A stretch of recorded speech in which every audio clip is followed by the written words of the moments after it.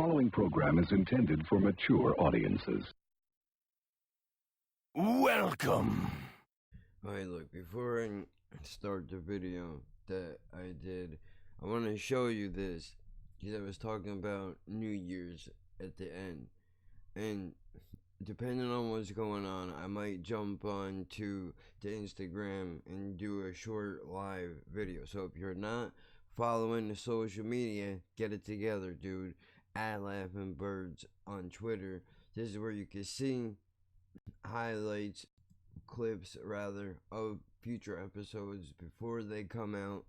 This one was on the 22nd, and the episode didn't come out till 2 days later. Telling you, dude, stay up on everything that is the fucking podcast. And then, if you're not into Twitter, I understand that. You got Instagram, where I often do live videos. I put also clips from the show onto the Instagram page. Other shit, I think I mentioned live videos already. Random pictures. So there's a lot of stuff going on my social medias, dude. So make sure you follow that if you don't want to miss anything. Ideas I work through, all that shit gets done there. So now we will proceed with the video, and I'll catch you all later on. Well, I don't understand what the fucking point of that was, because it's still in the same spot that it was before, just wasn't open. Maybe that's why. I don't get it. Fucking, who knows? I don't know. Don't pretend to know. Don't pretend to understand. So, you see this, what I am watching. Jen sent me this yesterday. She sends me videos all the time. I don't know, half of the time I don't click on them right away. Anyway, I'll wait for her to tell me what it's about, and then I decide if I really want to see it or not. She sent me some cool shit, but I saw this, and I'm sitting up. Podcast is out for Christmas Eve. Christmas Day is already done. Sent BCHQ a copy of the video because I don't fuck around. However, I'm watching this, and I find this interesting. Like, check this out, dude. Hopefully it doesn't get blocked, because I want you probably have already watched this. If you've heard of these people, be amazed. I mean, Jen watches. I watch the same shit. I'll get to that later. Years after, when King Herod ordered all infants under 2 to be killed.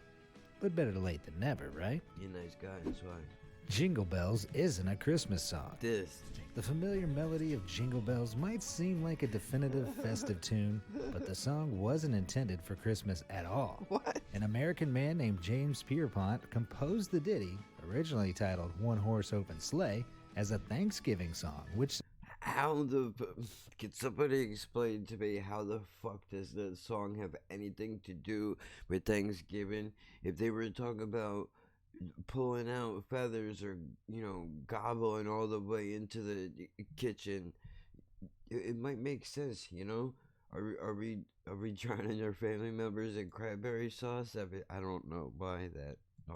Celebrated general winter festivities. But the truths don't stop there. Okay. Pierpont was notoriously a bit of a jerk, and a deeper look into the song's lyrics. You don't say. You mean he made a song that is extremely catchy that I can't stand it? You mean he's an asshole?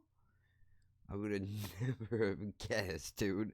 But I hate this fucking guy just for this song. I don't care what else he's done in his life. I hate this fucking song, dude. Hate it. Hate it. Pretty sure it's in the beginning of Lethal Weapon, so that's the only fucking time. Whatever that song is in the beginning of Lethal Weapon gets a fucking pass because it's in Lethal Weapon. Fuck.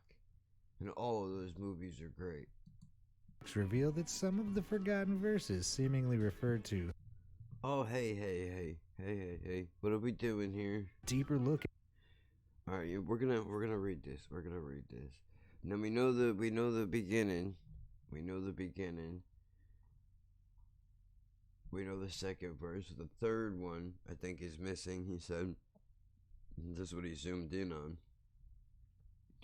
A day or two ago, I thought I'd take a ride, and soon Miss Fanny Bright was seated by my side. Who the fuck is that? Are you talking about somebody's ass? The horse was lean and like misfortune seemed his lot. He got into a drifted bank, and then we got up. What the fuck does that mean? I don't like this Shakespearean nonsense. Into the song's lyrics reveal that some of the forgotten verses seemingly referred to. So is he saying that the horse crashed? Is that what happened? High-speed sleigh drag racing and drunkenly picking up girls. When Pierpont's first wife died, he abandoned his kids and moved to Savannah, where he married the mayor's daughter and became the church. Oh, what a fucking cocksucker. This song should be banned from Christmas, not just because I can't stand it, but because, what a fucking pussy bitch, dude. You're a fucking pussy bitch, dude. Church's music director. Yuck. Pierpont performed a particularly rousing rendition of Jingle Bells at the next Thanksgiving service, and the song went down so well that it was used again at Christmas. So a new tradition was born. Gross. Jesus wasn't born in a stable. Considering Christmas is a celebration of Jesus' birthday, the actual events surrounding the night of his birth have been generally wrongly represented. The story goes that Mary and Joseph spent the night in a barn after being turned away from the inn, but closer examination suggests that they didn't sleep under a starry sky after all. The Greek word kataluma, which was translated to mean inn, has actually been used to refer to a well-furnished guest room like the one where Jesus ate the Last Supper with his disciples. As Joseph had relatives in Bethlehem where the pair traveled to take the Roman census, it's likely they were expecting to stay in a family guest house. Although a manger or animal feeding trough is mentioned, it wasn't uncommon for families to bring their animals indoors at night to protect them from theft, where they would be kept in downstairs quarters. The likelihood is that the guest house Mary and Joseph were expecting was indeed full, so they were forced to sleep on the lower floor where the animals were kept instead. It wasn't luxury, but it wasn't exactly a hay-filled stable either. Boxing Day's charitable beginnings. December 26th, known as Boxing Day, is a second celebration which takes place in a few. I've never heard of this in my life, dude. Never. Countries including the UK, Canada, Australia, South Africa, and New Zealand. Nowadays, it's commonly associated with frenzied annual sales and certain sporting events. Oh, it's like Black Friday or Cyber Monday for America. But its origins are far humbler. Soccer. Perhaps the biggest misconception is that the name refers to the practice of boxing up unwanted gifts to return to stores. But this is a custom developed over time as consumerism at Christmas time increased. In the UK during the Middle Ages, December 26th was the only day churches opened their donation boxes or alms to dole out money to the poor. What? Servants were also given this time off to celebrate with family having worked during Christmas Day. And in Britain, it is still a national holiday. Some lucky servants would also be given a festive box as a reward for their work, while the household would be left to eat box lunches, giving the day its name. Ugh. Santa's Gotta write that hallucinogenic down. reindeer. For most, it's clear that Santa has never actually taken to the sky in a sleigh pulled by flying reindeer. But the origins of this My bad, UK people. I didn't know that you guys had a whole separate deal. I'm an ignorant American. You know, I thought you guys just did the Christmas thing as well. So I have that written down in my notes for next year. Because I'm sure it passed already, I think. Or it didn't come yet. I don't know. This fantastical concept might surprise. Hold on. Is it when is? Let's see when it is.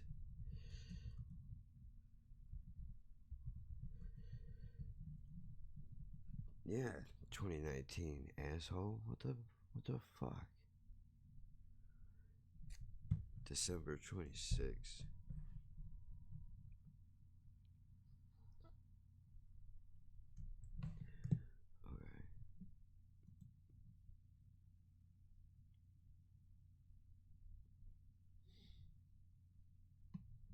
Yeah, what do you guys call it? It is, right? 1800s, nothing to do with sport of boxing. Yeah. So maybe I'll put this out on the 26th for you all, right? As a little holiday deal. Works for everybody. I'm not doing much right now, so why not? Oh, I almost ended the video. We might as well watch the rest of it and see what we learned. Persia. Many scholars attribute the earliest appearance of Rudolph and his 7 companions to Clement Moore's 1823 festive poem, "'Twas the Night Before Christmas." But Professor John Rush from Sierra College has made a far more intriguing proposal. According to his research, an ancient shamanic tradition of gathering, drying, and distributing the Amanita muscaria mushroom in Siberia, otherwise known as magic mushrooms, Yeah, might have buddy. something to do with the notion of flying Arctic animals. These mushrooms would be given by I've heard that's where religion comes from. For real. Not trying to even be cute, dude. Dead serious. I've heard people talk about this. That they used to eat shrooms. They would see things. And that the whole Bible is all misconstrued. That's what it really is about. shamans as gifts during the winter solstice, and tribespeople who consume them would tell stories of flying native reindeer arriving with their gifts. Shamans dropped gifts down the chimney as snow blocked the doors, perhaps explaining Santa's unconventional method of entry on Christmas Eve. The red Brilliant. mushroom with white speckles has also been tenuously linked to the traditional colors of Santa's suit, as well as Rudolph's bulbous red nose. Scientists at Edinburgh University have even theorized that as male reindeer shed their antlers after the autumn mating season, Looks like Santa's true. reindeer are probably all female. German pickle ornaments.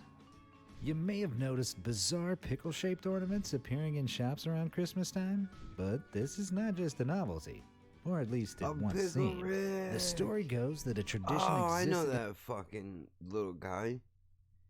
He drinks beers and shit. I've seen him. I watched that cartoon before. I'm just an anime asshole or whatever. I'm not. It's not my scene, dude. But sometimes things will catch me. In Germany, which involved parents hiding 2 glass pickles inside their tree on Christmas Eve. The first child to find one the following morning would get an extra gift from St. Nick, while the first adult to find one, not including the hider, would have good luck all year. As fun as this sounds, the pickle hiding tradition Sure, it was good luck. We all know what that means. It's like I've found a. Damn it! How did that rhyme in the Little Rascals go? Something about a pickle. No, it was about a nickel. Damn it! Never mind. I was gonna make a blowjob thing, but I'm not clever. Still very early. is almost completely made up, with just 7% of Germans claiming to have ever heard of the game. Although fruit and nut-shaped glass ornaments were made in Germany from the 19th century, gifts in Germany were typically given on the eve of St. Nicholas Day on December 5th. And to this day, most German kids still receive their presents on Christmas Eve. Most pickle ornaments are sold with fabricated That stories means of if the you're in age-old Germany, custom. you're opening your gifts right now while I'm recording this because it's 9:49 a.m. on Christmas Eve in 2019. So perhaps the whole thing began as a marketing ploy by some American retailer trying to shift a load of leftover glass pickles. Jesus wasn't born on December 25th. It might come as a shock, January, but the date right? of Jesus' birth, the Oh no, we just saw a baby dick. That's not good. I think the Russians think it was January, and I think other people believe it was the summer or the spring in a desert. reason we celebrate Christmas has never been truly decided. Even more shocking is that it almost certainly wasn't on December 25th, based on new scholarly analysis of the biblical timeline. The only real clue about the time of Jesus' birth comes from the Gospel of Luke, which states that the shepherds were watching their flock at night. This suggests that the birth wasn't in winter at all, because shepherds would only generally watch their flocks in springtime during the lambing season. As late as the 3rd century, Christians didn't even celebrate the birth of Christ, and the first mention of December 25th comes from a 4th century edition of a Roman almanac or annual calendar which references the event. Some have argued that the date was decided to replace the pagan winter solstice while maintaining the celebrations, but Christianity didn't really acknowledge pagan tradition until the 7th century. As Christians developed the belief that Jesus was conceived and crucified on the same date, March 25th, they tentatively set his birthday exactly 9 months later on December 25th. Santa's popular image. Nowadays, Santa Claus is instantly recognizable as a jolly fat man with rosy cheeks, a fluffy white beard, and a signature red and white suit. But it wasn't always that way. Yeah, but you gotta be white. Like, I feel bad for... I don't care how unpopular it's gonna sound, but I feel bad for my neighbors who are black. They have one of those things that you put on your door.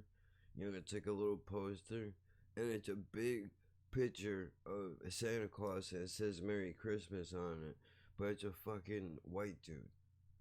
You know, I was thinking about it when I was looking at that, like, man, that must suck. Like, you're celebrating a fucking holiday, but the main person who's supposed to represent the holiday doesn't look like you. Like, that doesn't make sense. Earliest manifestation of Santa was the real-life 4th century bishop and patron saint of children, Saint Nicholas, who was charitable and gave gifts to poor children. When Saint Nick died in 343 AD, December 6th became known as Saint Nicholas Day. But by the 16th century, Europeans had distanced themselves from the story. Wanting to maintain the festivities surrounding St. Nicholas Day, a man named Father Christmas, Kris Kringle in the US, was invented instead. By the 1800s, this image had developed from a beardless thin man to a bulky, pipe-smoking man with a brimmed hat and baggy breeches to a happy drunk fat man with brown hair and jolly features. In 1881, American Civil War cartoonist Thomas Nast created the Santa Claus we all recognize today. And in 1933, Coca-Cola commissioned artist Haddon Sundblom to illustrate Santa for their adverts during the Great Depression. This popular Coke-guzzling image led many to believe Coca-Cola invented the Santa Claus image, but adaptations of Nast's Santa can even be found in White Rock soda adverts as early as 1950. The real Saint Nick. Although various depictions of the real Saint Nicholas exist in religious artwork, it's hard to imagine the man behind the Santa Claus we know and love. The remains of the 4th century Greek bishop are kept in Italy, and when his crypt was repaired in 1953, the Vatican commissioned thousands of detailed measurements and x-ray scans of his skull. In 2004, expert facial anthropologist Caroline Wilkinson used these to create a 3D reconstruction of St. Nick using advanced software, and it's a far cry from jolly old Santa. In 2014, Wilkinson updated her forensic reconstruction to get a more accurate image of the ancient saint, and the result is a man around 60 years old with a square jaw, olive skin, broad forehead, and long wiry beard. Surprisingly, his nasal bones were also broken between the eyes, giving him a wrongly corrected nose and beaten up look, which is in keeping with contemporary accounts of his fiery temper. So it turns out Santa Claus was a bit of a fighter. Which of these Christmas myths surprised you the most? Let me know in the comments, and as always, thanks for watching. The comments must be a nightmare. Actually, I like that video. If it's all true, then I learned something. If not, then that guy put a lot of work in making up stories.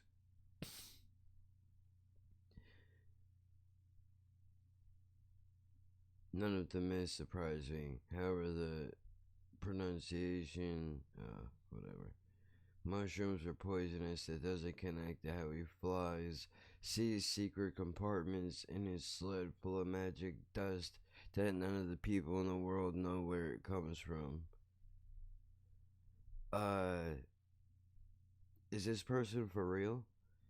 Mushrooms are poisonous, so that doesn't connect to how he flies and see his secret compartment in a sled full of magic dust. None of the people in the world knows where it comes from. When you take mushrooms, dude, you do a thing called hallucinate, and that could make you see things that are not real. So maybe that's where the idea came from. Just saying. Like if your grandma has a miniature, everybody's does. Will you stop it with the likes? Hate that. It's annoying. Oh shit. I need to get a new pair of sneakers. The red ones that I got, the shoes, the toe part is too small. I need to stick to the cork graffitis, dude. Damn it. Well, there you go. I'm gonna. At some stage, Companies that rip you off. Oh, so it's not about sneakers? Damn. Alright, well, you know what?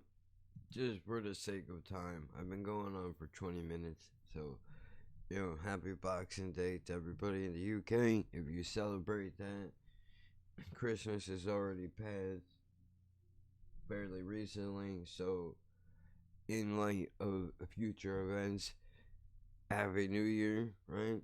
We're gonna stroll into 2019 like a fucking boss, dude. We have it handled, don't you worry about that. Maybe, depending on what I'm doing, I'm not gonna be drinking, I'm not gonna be smoking, so it's not gonna be fun, but maybe I'll stop by and, put something together quickly. Not like a long podcast or anything, but if you don't follow already, I'll throw this in later.